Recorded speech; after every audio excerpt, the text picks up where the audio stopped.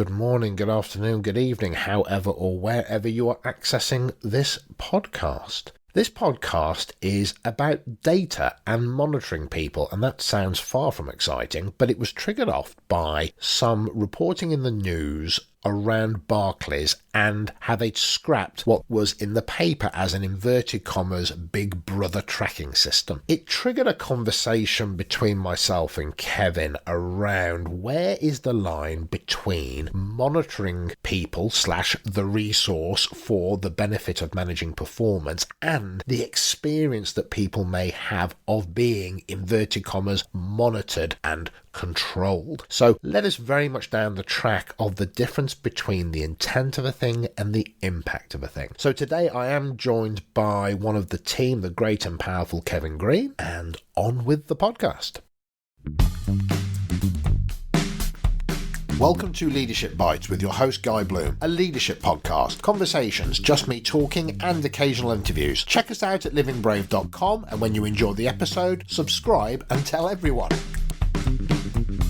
So, you might be coughing, which will be absolutely fine. I'll be maybe slurping on some tea, so you can tell me off for that. So, we've got the question. When does the creation and gathering of data of intelligence become abuse of your workforce? Yeah. So this came about when we read that Barclays scraps Big Brother software after it was slammed by staff for monitoring their productivity, including trips to the toilet and telling them to avoid breaks. And the headline goes on to say, a Barclays whistleblower, which is always a fantastic terminology, whistleblower, a Barclays whistleblower said the stress this is causing is beyond belief. Employees are worried to step away from their desks and take full lunch breaks. Software tracks employees' trips to the toilets, and the bank said, look, it was a limited pilot. So I guess that just triggered us on what's the difference between data, which you have because you need it to calibrate and to understand and to have insight, yes, versus it becoming monitoring.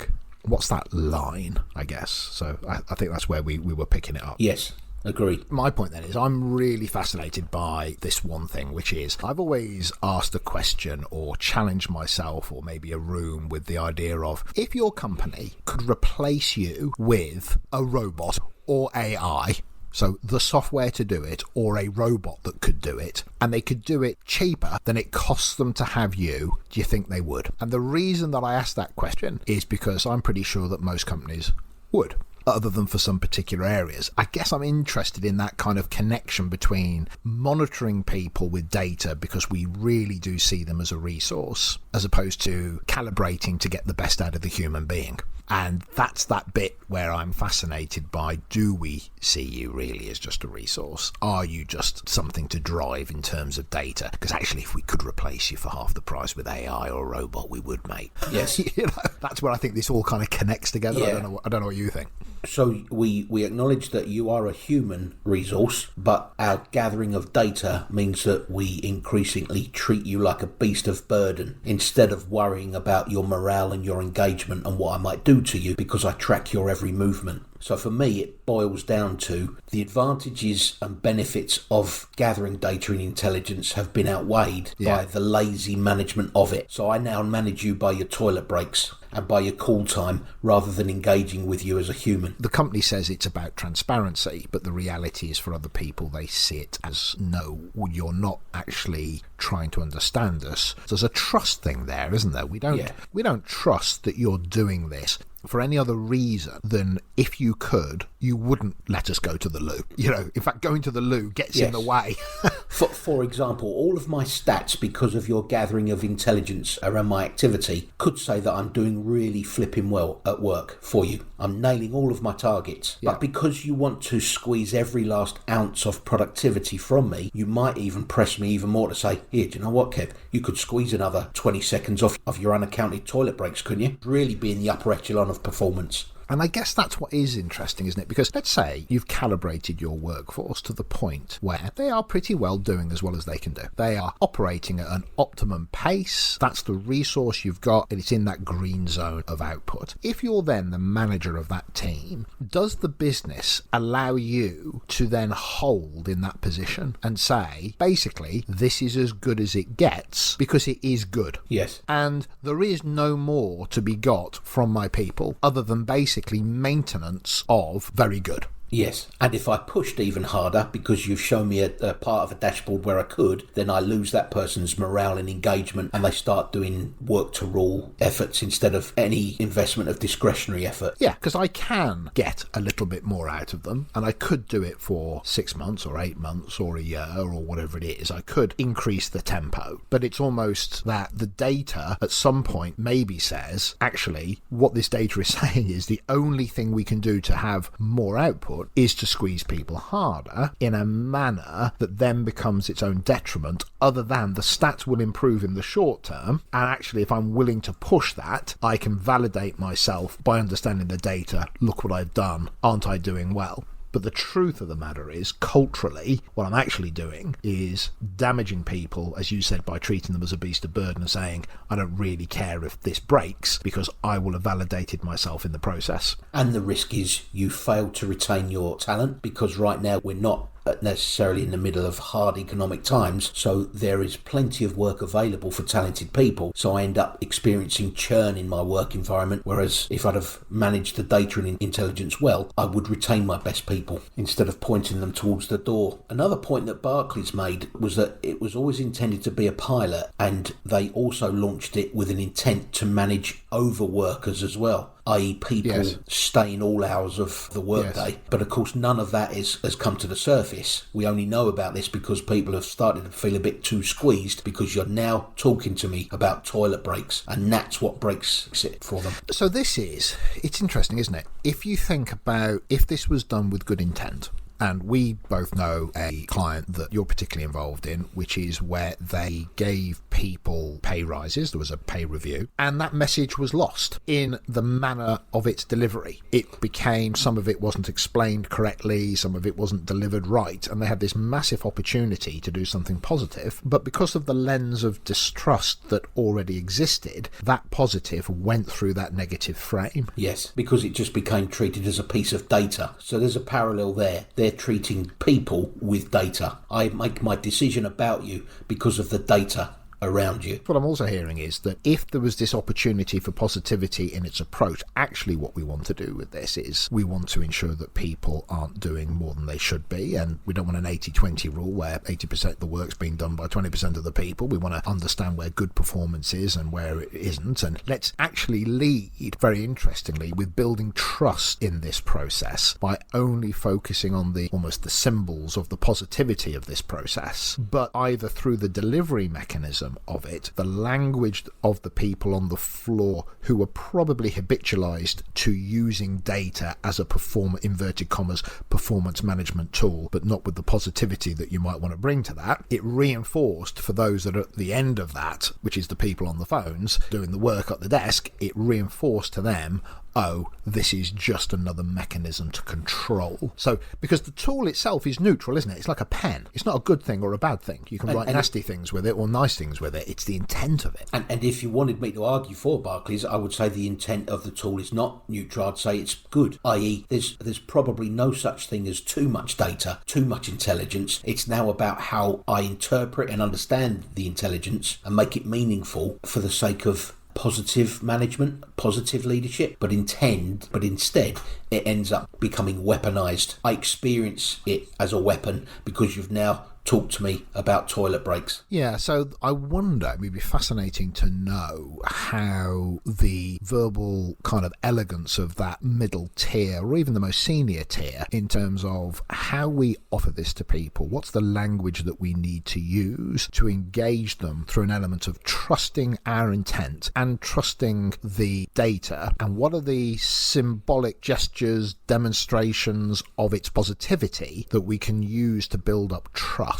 before we start to do anything else with it, that even though it wouldn't be negative, and it would be about maybe shifting people's performance, if they trust our intent and they trust the nature of what we're doing, then it'll be a much more palatable thing because we built that up first. And I imagine none of that went on, or somebody senior had that intent but the skill wasn't there in the people to transfer it and give it value, I guess. I agree. I think there's probably two steps that might have been there but they were probably missing. missing. Number one, an announcement plan, a comms package that says, we are going to trial something. It's about this and it's about that. The benefits to you will be, the benefits to Barclays will be, and this is our why. This is the reasoning behind and the rationale behind this trial. And then the second thing is get the gathering of the middle tier and maybe the frontline management teams to say, this is how we'd like you to lead it. This is how we'd like you to use the intelligence and the data provided, because it has too much of an opportunity to cheese people off. So be careful how you use the intelligence. When I hear that, what I see when I'm in with a lot of senior teams, I constantly see this disconnect in the pace and the expectation of a technology or a process, i.e. let's bring this product in, this technology in, let's bring it into play, it will make a difference. And yet the vocabulary around it is not considered. The building up the trust in it isn't considered. I once did some work with an organisation that had spent a huge amount of money with an external training organisation, and they'd spent 12 months almost developing a coaching culture. I got a call saying we spent this money and we've just had an employee survey, and the feedback is that our coaching culture is worse than when we started, and we literally can't wrap our heads around it because we've spent a flipping fortune on it. Yes. So could you come in, do a diagnostic and have a look? So I was supposed to be in there for a couple of days, and within about 2 hours I knew exactly what had happened. It was fascinating. When I spoke to some groups and said, talk to me about what it's like not being coached here, they said, well, you go into your manager's office, you offer a problem or an issue, and then you have to supply your own answers, and then, what's the point of going in there? And you kind of go, when you say you have to supply your own answers, they ask questions, but they don't really supply the answer, but their expectation is that you have to come up with it. And you mean like coaching? and it was hilarious. But I wondered where you're going to go with that, because I thought we were going to have a conversation about what's coaching. Yeah, exactly. And what I realised was that they were good at coaching, but they weren't highlighting that was what was happening. So in the mind of the person who was used to being dealt with in a very autocratic, micromanaged way, even though the manager had moved forwards in their competence and capability and intent, the lens was one of distrust for the experience. Therefore, it's not, I've been coached and come to an answer. It's, you've asked me questions and I've had to find my own answer. Well, why did I bother coming in? And once we got the senior team just to very quickly identify, hey, why don't we move into a coaching conversation, or we have a conversation and say, in terms of just the coaching that we've done there, how has that helped? The moment they identified the experience as being of value and not one of being autocratic, but one of enabling them, boom, the whole thing changed. And I think that's indicative of something like this. Yes. The process is neutral, but we haven't invested in the mechanism of allowing people to get over the hurdle of their distrust of us, or what's happened in the past, or what you're likely to do with it. We say the difference between management is informing people, but what leaders do is make sense of things for people. And I think that's what I'm hearing here. They never made sense of it for people. Yes, there's a bridge in the middle that was probably missing in your coaching example. Historically, I'm used to coming to you for my answers, and you have trained me, therefore, to be utterly dependent on you for my ways forward out of my problems. But now we bring in a third-party provider, skill you up in terms of your coaching skills. Now you seek to tap into my potential, and I'm not used to that, so it's of no use to it, or I don't experience it as a positive experience because you used to help me, and now you tell me to come along with my own solutions, and nothing in between.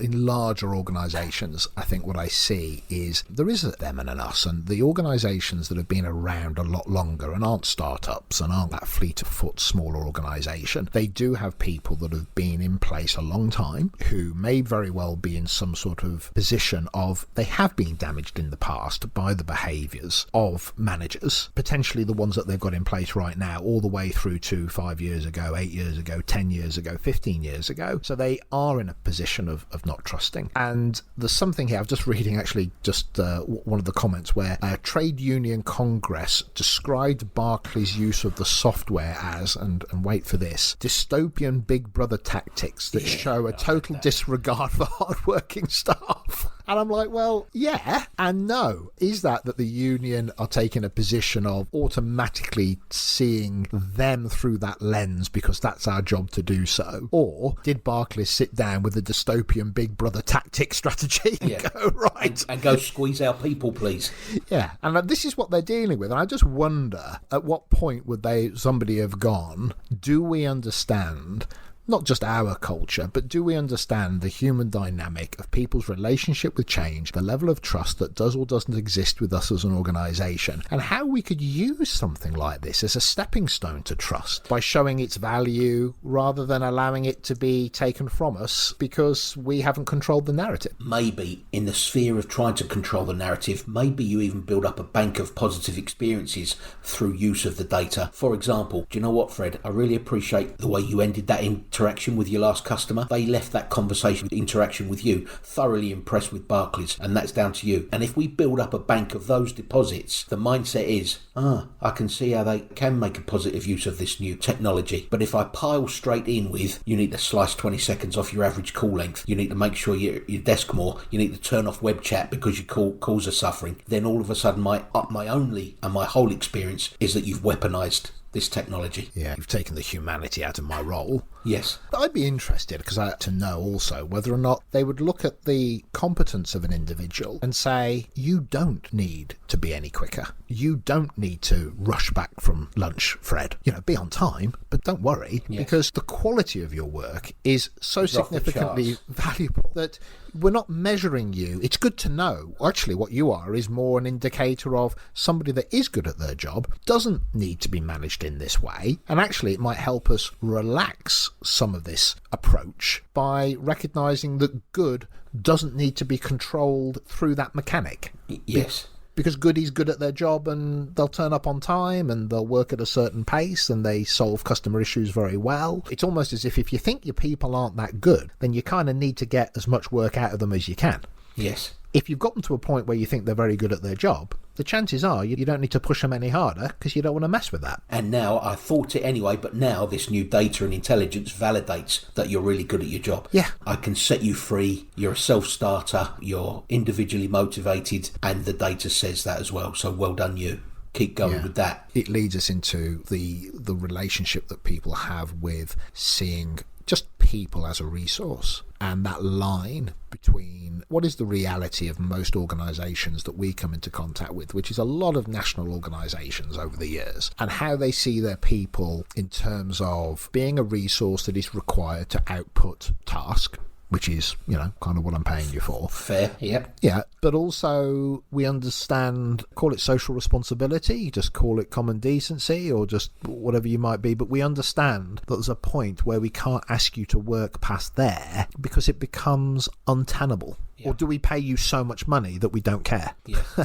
Or are you so low paid that you don't go somewhere else so we don't care? I'm interested in that, I guess.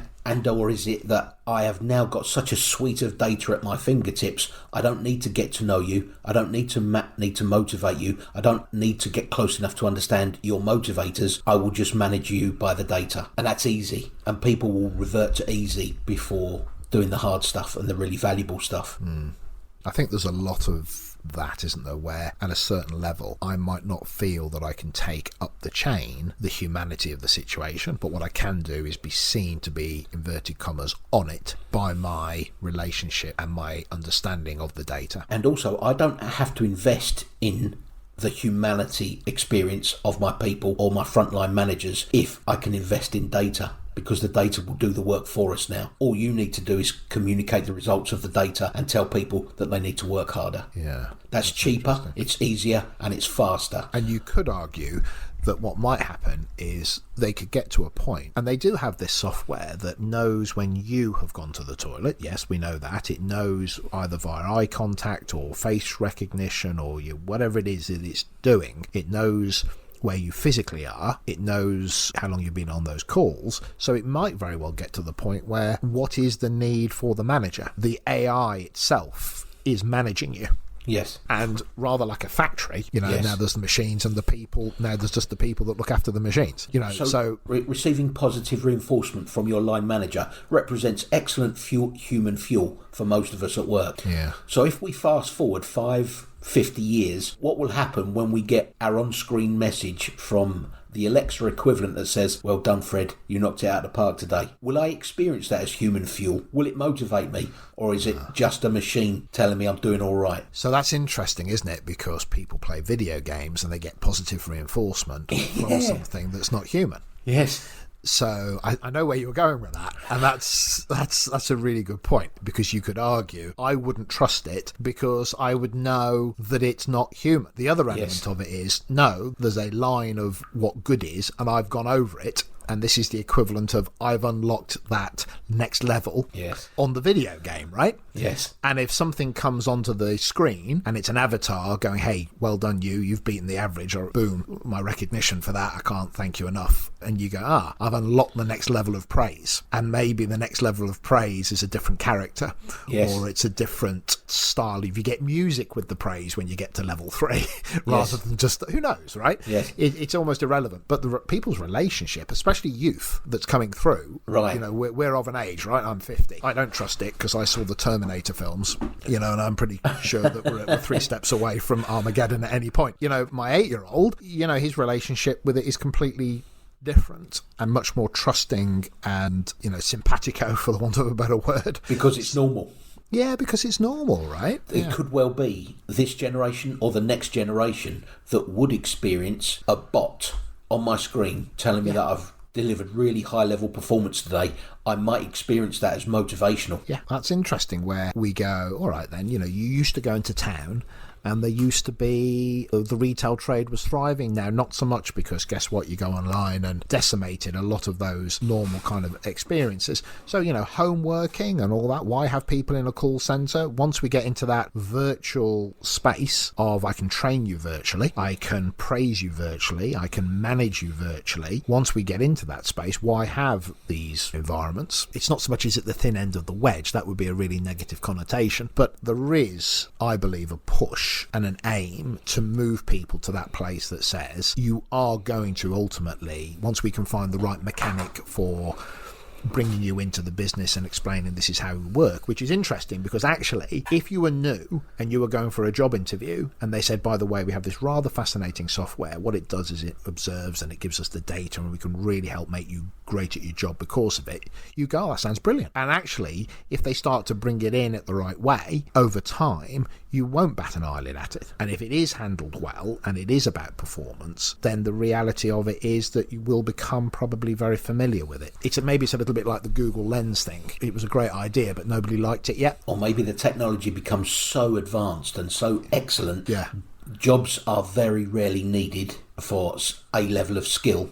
Yeah. So actually, in the name of profit, I don't need to worry one jot about how motivated you are. You will be so grateful for this employment. That I can afford to really hack you off by using this data and using this intelligence. That's a danger. So what I'm hearing there is that there's this great opportunity to use it in a manner that actually you might say is incredibly engaging, adds value, and really shows people where they can be at their best. And the other side of it is actually what I can do is I can drive you in a manner that says I'm not per se interested in you, I'm only interested in your output. Yes. It's probably whatever you've got right now is what you'd have if that brought in. If your organisation cares and is engaged with you as a human being, they would do it with elegance. And if they don't, they'll use it like a baseball bat. Yes. And of course, every firm will purport that they care about the well-being and engagement and morale, and they'll have engagement surveys. But it depends on what the economy's doing at the time as well. So right now it could feel like it's an employees market because there's quite a bit of work around for talented people. But if the economy shifts, then all of a sudden it could be an employer's market, and I don't need to worry so much about care and motivation and the human element because I just want to make money. I've got the upper hand as the employer.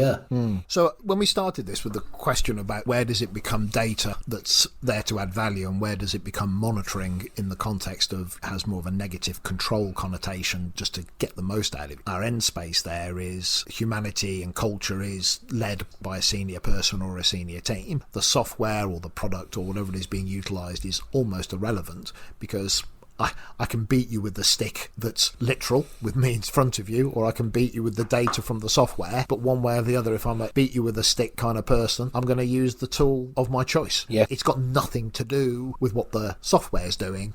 It's the manner of my application of it. And if you were the person at the top, if you were the person being pitched to by these software suppliers, if the pitch goes really well, I at Barclays, I'm responsible for the purchase of it, and I experience this as a very positive pitch and presentation, and I decide to go ahead and buy your software, if I'm at the top of that food chain, I may very well assume that my people know how to implement it and use it as a positive tool. But then, of course, it falls down after that because there is no care around how we build the narrative, how we launch it, how we engage people with it. And then I've lost control. Yes, that would be very interesting to understand what the conversation was after this hit the papers at a senior level. Did they go, oh, that's typical of the press? Or did they go, oh, that's typical of the unions? Or did they go, well, that's typical of our middle management that they couldn't even make that land? Yes. Or did they go, so basically we are a senior team who has not created competence in something as relatively simple as delivering a message about the value that we want to bring that would be trusted. We are responsible for that, and that's something that we need to shift in a manner that would mean actually we could reintroduce this in a manner that it would be accepted because we have the skill and the craft to be able to do so in our leadership team. So I'd love to know, have they gone, let's just bin it now, we're never going to get traction with it? Or have they gone, no, let's continue with it and who cares what they think? Or have they gone, yeah, let's pause, let's make this work in one area, let's get the right people to delivering the message, and let's really challenge our people to understand how to bring things to people in a manner where it's interpreted with a positive, which means when the press do pick up on it or we are attacked, there's enough positivity around it to say, well, actually, that may be your interpretation, but this is the experience our people are having. So no, we reject your negativity and we reject your attack to get clickbait in the press because we're a national institution, and we reject that. I'd love to have been privy to the debrief and where they've gone to with it. I would love to be privy, or I would love to think that there was a moment in time when the senior folk decided to go ahead with this trial. I'm going to purchase your software, and then I engage my senior team around the announcement. I extol the virtues and the benefits of it as it was in the original pitch. But just as my senior team are just about to leave the boardroom, I go, just a moment, folks, do us a favour, tell me, how are you going to launch this? And then I'll know. I would know what their thinking is around this. And are you going to engage with it? Are you going to form a compelling narrative around it? Or are you just going to say, go do to your middle people? Yeah, that's fascinating, isn't it? Yeah, that ability of the senior team to not take things at face value because their people are, inverted commas, professional, which they no doubt are, but do they have, and I don't really use the word emotional sensitivity, that's not really, I mean, technically that's what it might be, but the emotional intelligence, but also I would just say the craft, I use that word a lot, but that craft and that competence of going, look boss, planning out the delivery of it's not the issue, putting the software on the system isn't the issue, physically training people isn't the issue. Brilliant. It's all irrelevant. All you're really interested in is how will we get people to engage with it? Because actually, even if it's not the best process or it's not the best software, engaged people will make it work. And if it's absolutely phenomenal and they're disengaged from it, we won't even get it off the ground. So it's not really about buying the perfect piece of software. Yes. I get that in performance management when people say, yeah, we're investing X amount of pounds in this fantastic performance management online software. Now, I've got no problem with that. But here's the thing. If your people aren't engaged with the concept of performance management, they're going to reject this. The fact that it looks nice is irrelevant. It's almost, if you think that that's going to make them engage with it, it won't. Get them engaged with it and then invest in it. So here's the question you'd like the senior person to engage the boardroom with. Now that we're going ahead with this, come back to me with your plan as to how will you optimise, through use of this software, performance at Barclays whilst taking our people with us.